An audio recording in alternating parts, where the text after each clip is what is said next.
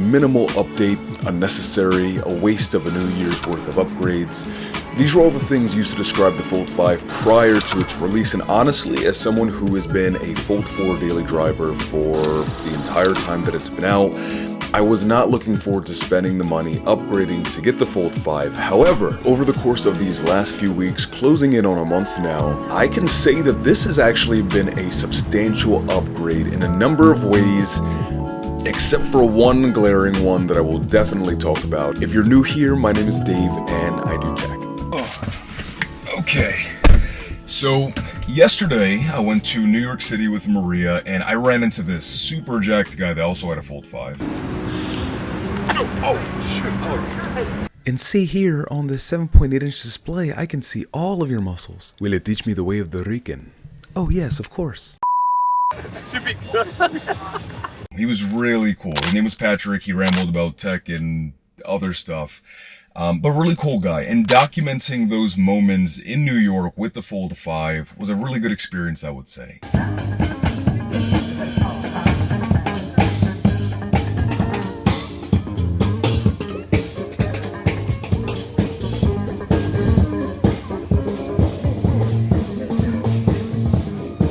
And that's something that I think the Snapdragon processor has really done a good job in refining the post-processing in pictures and video over the Fold 4. And that's something that I really noticed, especially in my last video, my day in the life with the Fold 5, that even in similar situations where you're taking the same exact shot, the Fold 5 gets better detail and clarity out of zoom shots than the Fold 4 does. Additionally, you get a bit more detail retention in portrait mode shots. And I feel like objectively in video, you get pretty much the same experience. You're getting great 4K 60, you're getting great 8K 30, but pictures is really where you notice a bit more of an improvement, and that's something that I personally wasn't expecting coming from the Fold 4 and going to the Fold 5. Is this cool, Maria? Super cool? Yeah. Yeah? Your iPhone can't do this. True. iPhone's good too, but you can't do this. Right off the bat, one of the main things that was advertised was the smaller hinge, in that there is no gap now. Now it just is completely flush, and I honestly thought that that was not going to be a big deal. It makes a huge difference in the hand that not only is this a thinner, lighter device, but being able to be completely closed when you're in that clamshell mode makes a huge difference. Additionally, listen to this.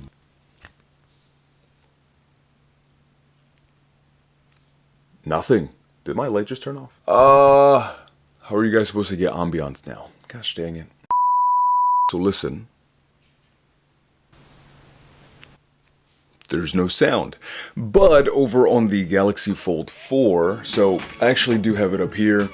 Fun fact for any creators out there who don't want to spend money on a secondary display to see their camera screen, like on my Sony a7 IV, you can stream right to the phone, and because of the big form factor, it's perfect for having toggles for ISO, aperture, all of those things. Anyway, listen to this hinge.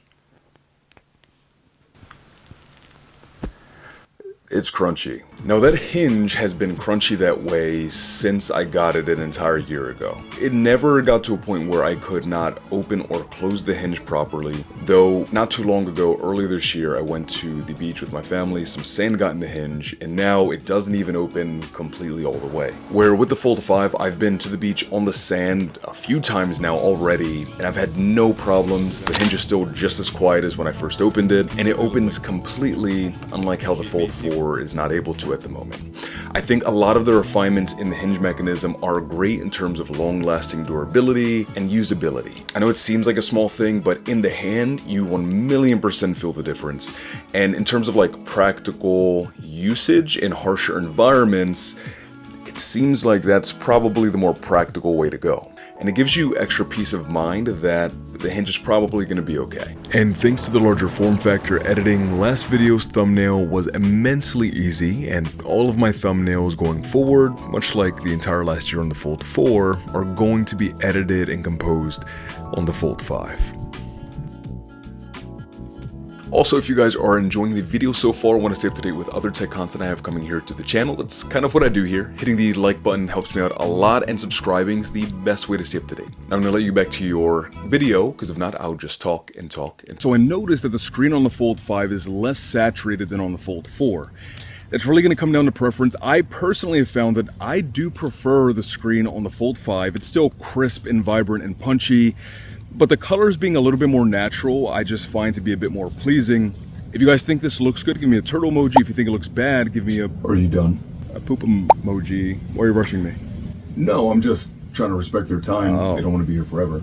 So, I guess I'm done. Cool. I'm going to make this short and sweet.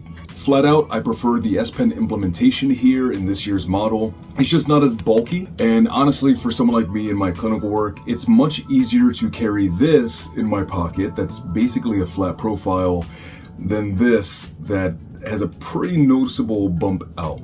Practically speaking, can use this. This is just more comfortable, and I have to bring my S Pen into session so that my clients can sign paperwork, or if I need to illustrate something for them, this is the one that for me just feels better.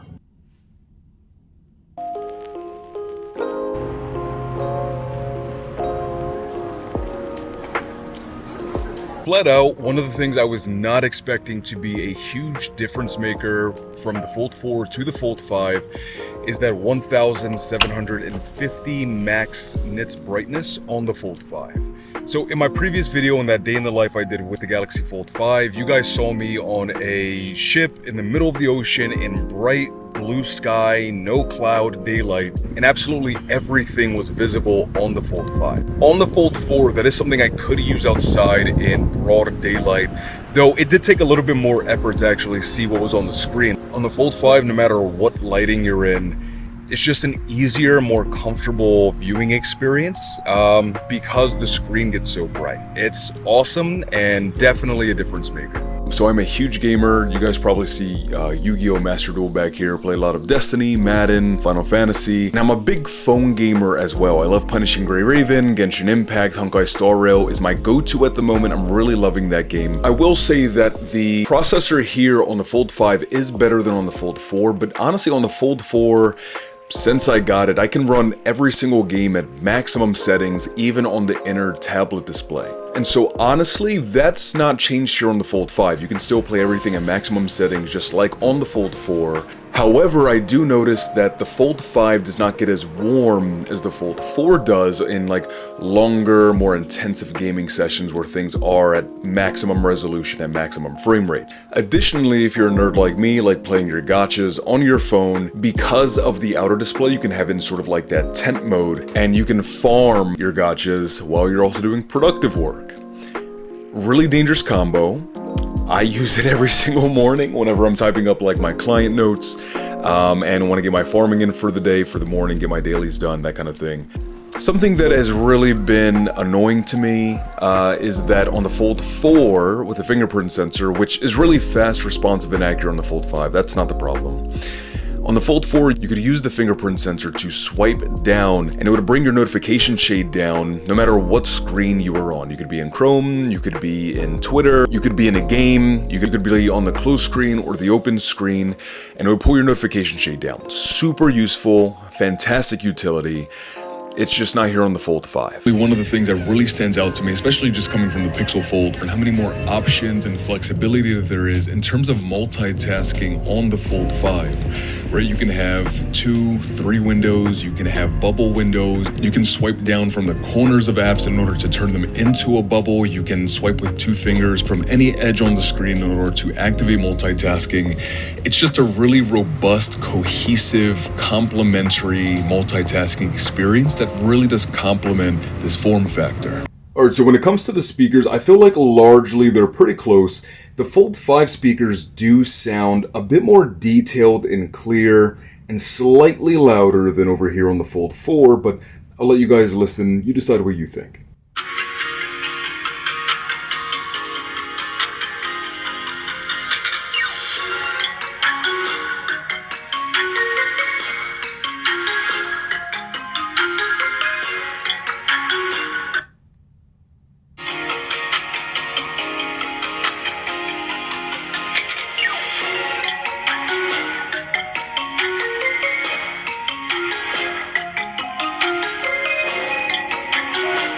I mentioned the software features being something that's better on the Fold 4 and 5 than the Pixel Fold. The Pixel Fold for me really is only getting, I want to say like 4.5, sometimes 5 hours worth of screen on time. So objectively, I would say that that's not great battery life. I'm someone who personally has like a charger available at basically any given point of the day.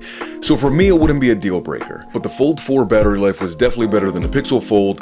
And I was hoping that the Fold 5 with this new processor would be able to be more power efficient and give you better screen on time and battery life throughout the day, more lasting power than the Fold 4. I can say after using it for a while that that's the case. If you guys saw my day in the life video with my girlfriend Maria, you would see that from the very beginning of the day, I take you all the way through to the very end of the day, taking a lot of pictures and videos, playing some games, and I'm able to get to the end of the day around 11:30 at night, basically several days in a row, and still have power and juice to get me through to, I don't know, like while I'm getting ready for bed, taking a shower, those sorts of things.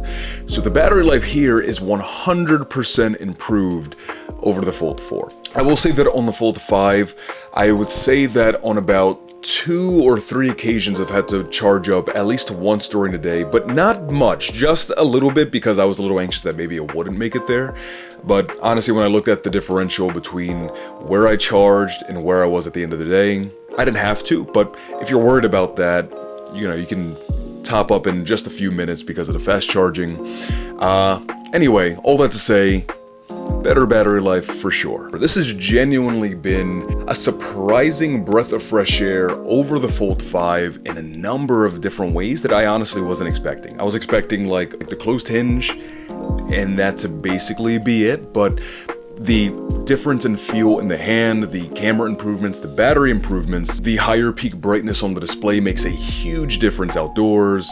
This has been awesome in a number of different ways. Color me surprised. Thank you guys so much again for stopping by and hanging out. I wish you a fantastic remainder of your day, afternoon, or night, depending on the time it is you are watching this. And, as always, peace, love, and adios. Bye guys, have a great day.